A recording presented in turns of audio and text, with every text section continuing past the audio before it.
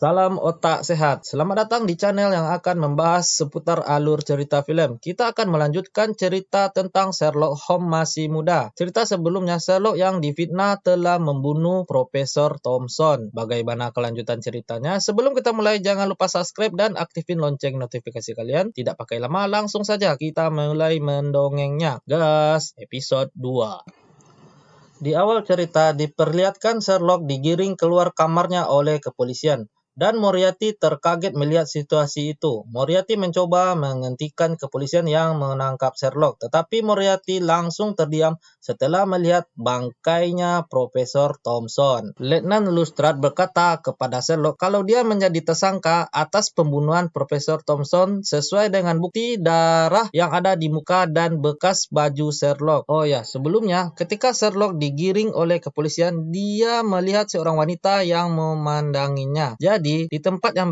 berbeda, Sherlock juga beberapa kali memandangi wanita itu dari kejauhan, tapi Sherlock tidak pernah sekalipun menghampiri si wanita. Siapakah wanita itu? Oke, lanjut. Adegan berpindah kepada Mycroft yang mencoba meminta bantuan kepada rektor agar adiknya yang tidak bersalah bisa diselamatkan atau dilepaskan. Tapi si rektor kampret enggan membantu Mycroft dan berkata dengan masuknya Sherlock ke penjara itu menguntungkannya. Maksud ente apa, rektor? Lalu Moriarty yang tetap dikeluarkan dari kampus karena beasiswanya dicabut dan dia tidak mampu membayar kuliah secara mandiri sempat dihina oleh si rektor di depan orang banyak. Si rektor songong berkata Moriarty harusnya sadar akan statusnya. Lalu Moriarty pergi meninggalkan kampus dan berencana menyelamatkan Sherlock. Moriarty yang kepintarannya 11-12 dengan Sherlock bisa menyusup masuk ke penjara dengan cara menyamar menjadi pelayan cucian. Sesampai di dalam penjara, Moriarty bertemu dengan Sherlock dan menyuruh Sherlock mengganti pakaiannya dengan pakaian pelayan juga. Ketika mereka kabur, ada sedikit hambatan yang menyebabkan rencana mereka hampir gagal. Tetapi mereka tetap berhasil kabur dari penjara. Setelah sampai di tempat persembunyian mereka, Moriarty memaksa Sherlock mengingat semua kejadian sebelumnya. Dan Sherlock menyadari kalau tersangka yang sebenarnya adalah Tuan Putri Swan. Mereka langsung menyusun rencana untuk mencari bukti dari Tuan Putri Swan. Oh ya, sebelumnya Moriarty juga sempat mengajari Sherlock cara berantam yang benar agar tidak selalu digebukin. Adegan berpindah kepada Tuan Putri Swan. Terlihat dia pergi ke gereja dan bertemu dengan seseorang yang memerintahkannya untuk secepatnya membunuh target selanjutnya, yaitu Profesor Robert. Jadi, sudah bisa dipastikan pelaku dari kasus hilangnya gulungan, pengeboman, dan